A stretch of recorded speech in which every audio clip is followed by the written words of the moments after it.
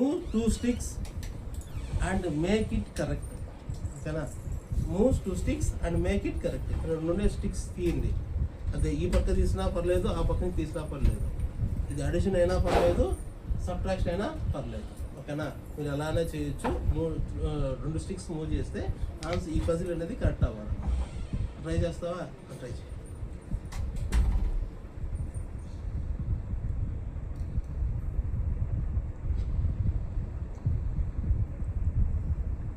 Okay, 4 - 1 అనేది 3 అవ్వాలా, కానీ ఇక్కడ 5 ఉంది అంటే ఇది రాంగ్ ఆన్సర్. కుదరదు.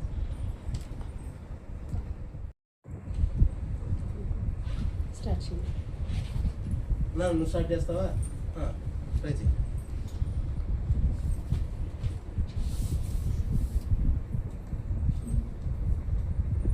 వావ్, కరెక్టే.